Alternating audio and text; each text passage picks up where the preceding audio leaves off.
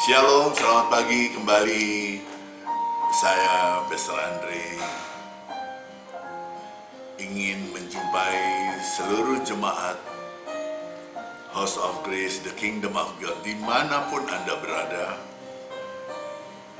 terutama dalam masa-masa yang seperti ini, masa-masa di mana kita banyak melakukan kegiatan di rumah, masa-masa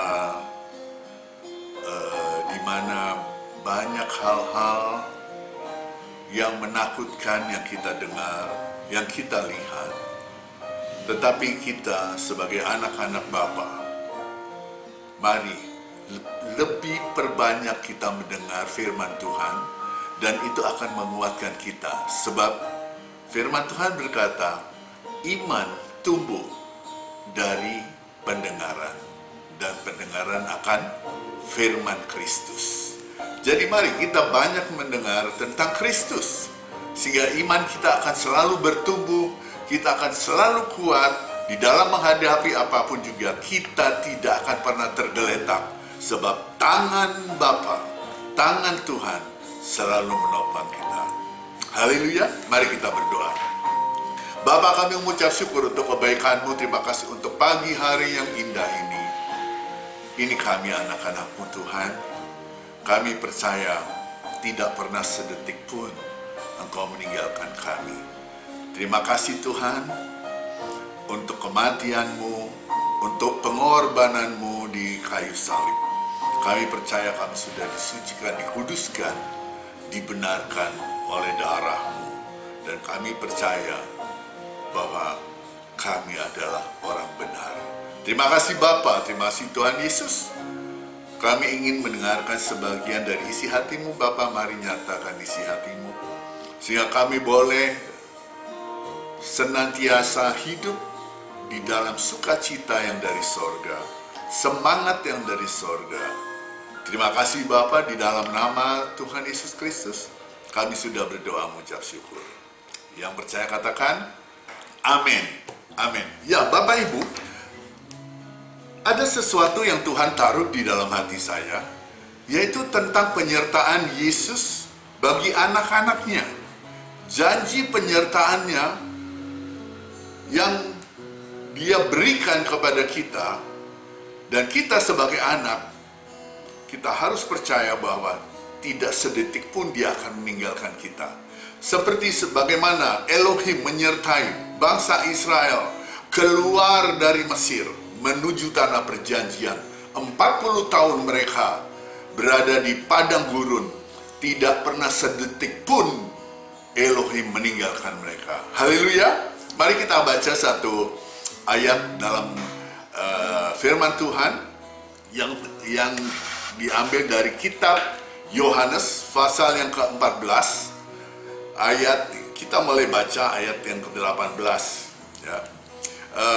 Renungan ini akan sangat singkat Bapak Ibu, karena saya akan lakukan kalau bisa sebanyak mungkin untuk menyertai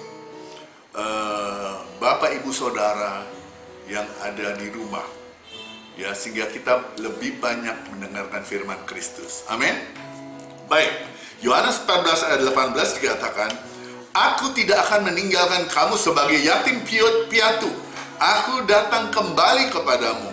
Tinggal sesaat lagi dan dunia tidak akan melihat aku lagi, tetapi kamu melihat aku, sebab aku hidup dan kamu pun hidup. Pada waktu itulah kamu akan tahu bahwa aku di dalam Bapa-Ku, dan kamu di dalam aku, dan aku di dalam kamu. Wow, satu janji yang luar biasa Bapak Ibu, bahwa Dia ada di dalam Bapa, Yesus ada di dalam Bapa, tapi Dia juga katakan, engkau ada di dalam aku dan aku di dalammu. Itu satu janji penyertaan yang begitu dahsyat, di mana Dia ada di dalam kita dan Dia tidak akan pernah meninggalkan kita. Saudaraku, ada 3 peristiwa yang bisa menyatakan bahwa penyertaan Tuhan itu ada di setiap waktu dalam kehidupan kita. Mari kita lihat. Pada waktu Yesus bangkit pada hari ketiga, para wanita datang ke kubur Yesus, ya, termasuk diantaranya Maria Magdalena. Mereka datang ke kubur Yesus, tetapi ketika mereka datang, mereka melihat kubur itu sudah terbuka dan kubur itu kosong. Kemudian mereka berpikir ada orang yang mencuri tubuh Yesus. Kemudian para murid dengan galau mereka kembali, tetapi perhatikan, Maria Magdalena tetap berada di kubur itu.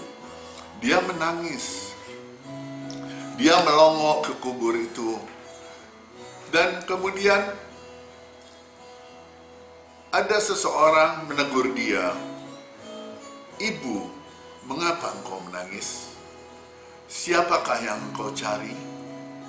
Kemudian Maria berkata, "Tuhan, jika engkau tahu, jika engkau yang mengambil dia, katakan kepadaku di mana Tuhan meletakkan dia supaya aku dapat mengambilnya." Tetapi kemudian Yesus yang pada saat itu ada di belakang Maria, dia katakan, "Maria."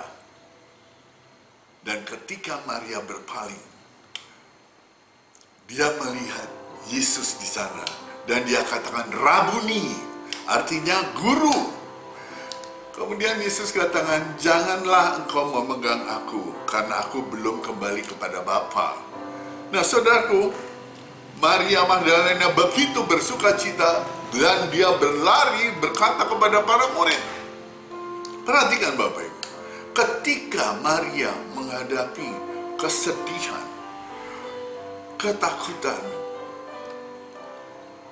Yesus datang dan dia katakan, "Maria." Saudaraku, satu bukti Tuhan tidak pernah meninggalkan engkau di dalam segala kesedihanmu. Dia selalu ada bersamamu, dia selalu ada menyertaimu. Jangan pernah bimbang. Amin. Peristiwa yang kedua, yaitu ketika murid Yesus, Kleopas dengan seorang temannya, berjalan dari Yerusalem menuju Emmaus. Emmaus itu kurang lebih hanya 12 km, ya. 7 mil kurang lebih 12 km. Nah, mereka juga dihadapi dengan kegalauan, kebimbangan. Mereka bercerita tentang apa yang telah terjadi. Kemudian Yesus datang dan menghampiri mereka. Kemudian dia katakan, "Apa yang kamu sedang perbicarakan?" Kemudian Kleopas katakan, "Ataukah satu-satunya orang yang tidak tahu peristiwa yang sedang terjadi?" Kemudian mereka bercerita, singkat mereka bercerita. Mereka menceritakan kegalauan mereka. Mereka menceritakan kebimbangan, keputusasaan mereka. Dan kemudian dia katakan, "Beberapa teman kami sudah ke kubur dan mendapati bahwa memang benar yang dikatakan perempuan itu, bahwa dia tidak di sana, mereka tidak melihat dia di sana." Tetapi lalu apa kata Yesus? Sepertinya dua orang ini kurang yakin akan janji Yesus yang dia katakan, "Hari yang ketiga aku akan bangkit." Nah, saudaraku, kemudian apa Yesus katakan? Kita baca di satu ayat di Lukas pasal yang ke-24, ayat yang ke-25. Lalu ia berkata kepada mereka, "Hai kamu orang bodoh, betapa lambannya hatimu, sehingga kamu tidak percaya segala sesuatu yang telah dikatakan para nabi." Dikatakan oleh para nabi, nubuatan para nabi, bahwa anak manusia pada hari ketiga akan bangkit. Sedangkan Yesus sendiri telah berkata kepada mereka, "Pada hari yang ketiga aku akan bangkit." Saudaraku, tapi itu pun tidak membuka mata mereka. Dan ketika mereka sampai di tempat tujuan, di tempat Emmaus. Emmaus itu artinya sumber mata air panas, saudaraku. Jadi ketika mereka sampai di Emmaus, Yesus sepertinya akan terus berlalu, tetapi mereka mendesak mereka untuk singgah. Dan ketika Yesus mengucap syukur dan memecahkan roti, mata mereka terbuka. dan kemudian Yesus menghilang. Saudaraku, di dalam segala kebimbanganmu, di dalam segala mungkin imanmu sudah goyah, Yesus tidak pernah tinggalkan kita. Saya begitu bersuka cita, saudaraku. Hati saya, roh saya rasanya bergolak. Betapa kita memiliki Bapa yang begitu dahsyat. Betapa kita memiliki Tuhan yang begitu luar biasa, yang tidak pernah sedikit pun meninggalkan engkau di dalam segala ketakutanmu, di dalam segala kebimbanganmu, bahkan ketika imanmu goyah, Dia tidak tinggalkan engkau. Haleluya.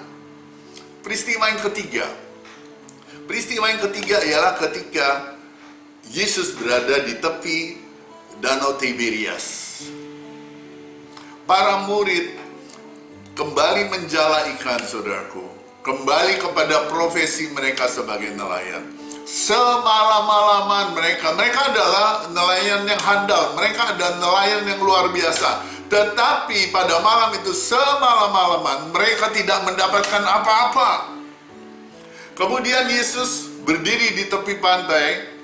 Dia katakan, "Hai anak-anak, adakah lauk pauk padamu?" Kemudian apa yang terjadi?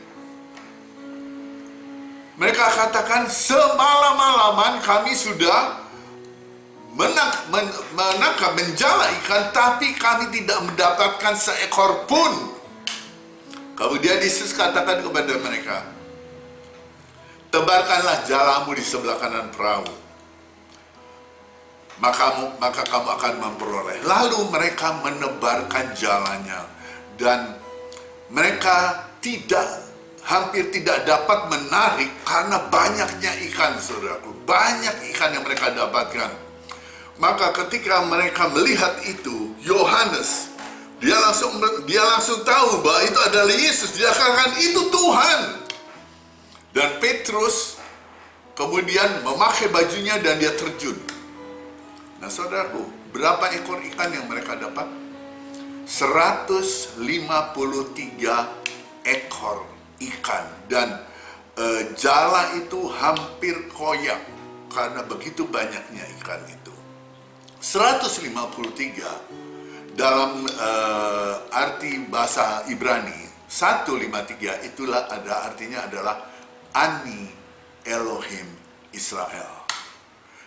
Bayangkan, ikan-ikan di Danau Galilea bisa menyaksikan bahwa yang berdiri di pinggir pantai itu adalah Elohim Israel.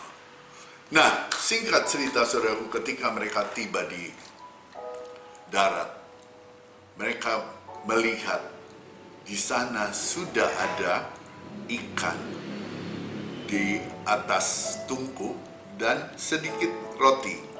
Kemudian dia katakan kepada mereka, "Bawalah kemari dari hasil tangkapanmu." Dan mereka pun menikmati sarapan bersama.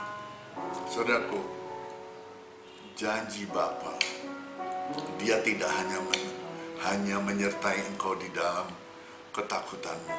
Dia tidak hanya menyertai engkau di dalam ketika kebimbanganmu ataupun ketika imanmu goyah, tetapi juga untuk kebutuhan hidupmu, Dia juga menyertai engkau.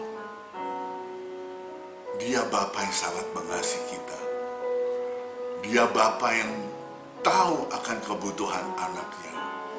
Bukan hanya hal-hal yang rohani atau hal-hal yang sifatnya ketakutan, kemudian kebimbangan. Yesus ada bagimu. Tapi juga Dia ada di dalam situasi yang seperti ini. Mungkin engkau ada di dalam situasi ketakutan, bagaimana akan hari esok, bagaimana kita akan makan untuk hari bulan depan. Tapi percayalah, Bapamu di sorga tidak akan pernah meninggalkan kamu. Jikalau nyawamu saja, dosamu dihapuskan, dan Dia korbankan nyawanya untuk keselamatanmu, apalagi hanya kebutuhan kita, apalagi tentang hanya yang akan kita makan. Yesus katakan, jangan kamu khawatirkan semua itu. Aku akan menyertai engkau. Ayat yang terakhir, saudaraku, janji Bapa.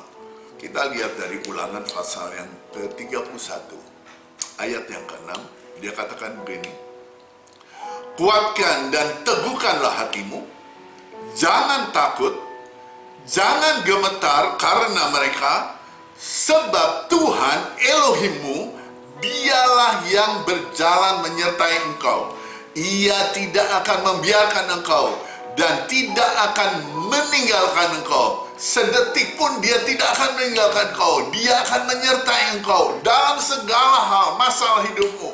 Bahkan ketika engkau ketakutan menghadapi apa yang terjadi tentang virus segala macam itu, Tuhan katakan, jangan pernah takut, aku menyertaimu. Aku yang memelihara hidupmu. Haleluya. Pegang janji Bapa itu. Dia tidak pernah meninggalkanmu. 40 tahun bangsa Israel di padang gurun. Mereka tidak bercocok tanam, mereka tidak menanam, mereka tidak memiliki kemampuan, artinya tidak ada kehidupan di padang gurun itu. Yang ada hanya padang pasir. Tetapi Bapa di sorga, Elohim, tidak pernah terlambat memberi mereka makan. Pagi hari dengan mana, sore hari dengan burung puyuh. Tuhan sediakan tepat pada waktunya. Ketika mereka kehabisan air, Bapa mengeluarkan air dari gunung batu. Luar biasa, saudaraku. Jadi jangan pernah kita takut. Bapamu tidak pernah sedetik pun meninggalkan engkau. Dan percaya, engkau ada dalam perlindungan dan pemeliharaan Bapa. Puji nama Tuhan. Biarlah imanmu tetap teguh bahwa Yesus ada di dalam hatimu. Itu sebabnya Yesus katakan, aku di dalam Bapa dan kamu di dalam aku di dalam kamu. Haleluya. Tuhan Yesus memberkati. Biarlah renungan singkat pagi hari ini boleh memberkati saudara sekalian dalam nama Yesus. Shalom.